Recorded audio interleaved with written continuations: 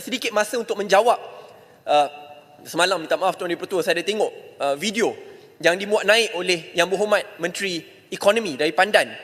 Jadi bidas dia kata, dia minta maaf Tuan Dipertua, dia siap namakan Syed Saddiq.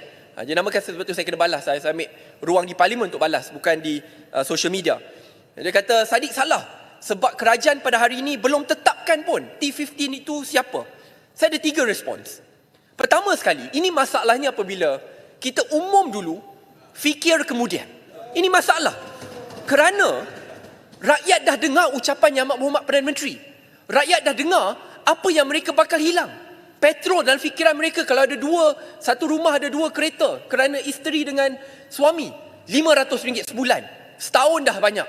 Hilang subsidi kesihatan, hilang subsidi pendidikan, nak pergi klinik akan takut selepas bulan 6 tahun depan kerana kos sangat tinggi.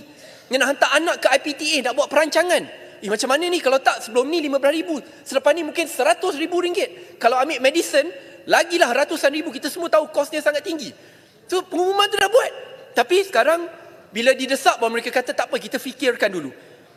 Sebab rakyat dah gelisah di bawah itu. Sebab itu kita di peringkat Parlimen Pembangkang perlu berhujah mempertahankan rakyat dalam bab ini. Dan pada masa yang sama, dengan tiadanya data terkini dan terbaru, kita perlu gunakan data yang sedia ada.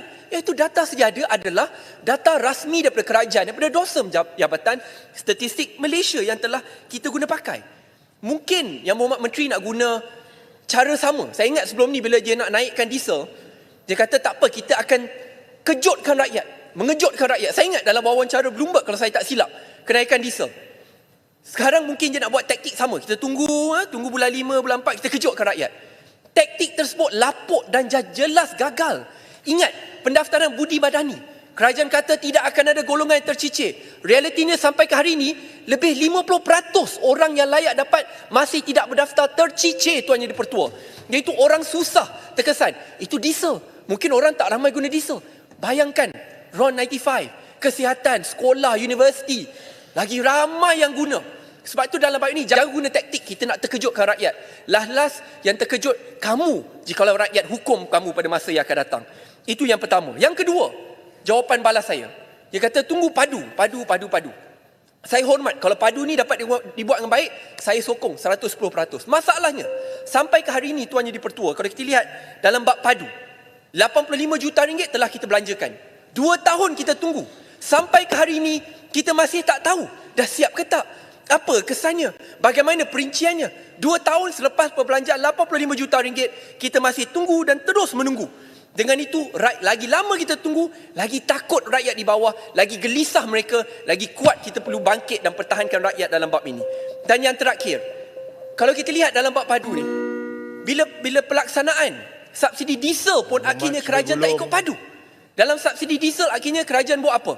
Dia kata kalau keluarga isi rumah, ya, itu lagi 3.8 orang itu, isi rumah itu akhirnya gaji tahunan mereka bawah RM100,000, iaitu dalam RM8,500 sebulan. Itu bayangkan, ni jauh lebih turun, RM8,500 sebulan. Maksudnya seorang yang bergajikan RM4,000 pun bakal terkesan dalam bab ini, ya. Dan ikut pendapatan mereka layak dapat budi madani. Itu bagi diesel pun mereka dah gunakan klasifikasi ini. Sebab itu rakyat di bawah akan guna klasifikasi yang sama sampai ada alternatif baru yang dikemukakan oleh kerajaan. So ini 3 hujah balas saya. Minta maaf, 30 saat saja. So ini 3 hujah balas saya kepada Menteri Ekonomi. Sebab itu janganlah banyak berikan alasan.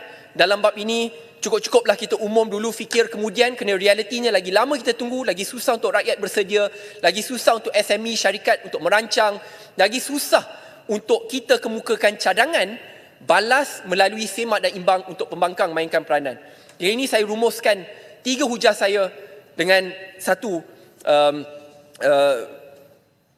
ringkas, iaitu dalam belanjawan ada banyak perkara baik akan kita sokong, yang kurang baik kita perbaiki. Cuma harapan MUA dalam belanjawan ini adalah supaya kerajaan tidak melupakan golongan kelas pertengahan, golongan anak muda, dan pada masa yang sama menginstitusikan penambahbaikan ini supaya tidak kira siapa pun berada di tahta kuasa, tidak kira siapa pun yang mengawal Putrajaya, pembasmian kemiskinan, bantuan-bantuan ini terus dapat diberikan.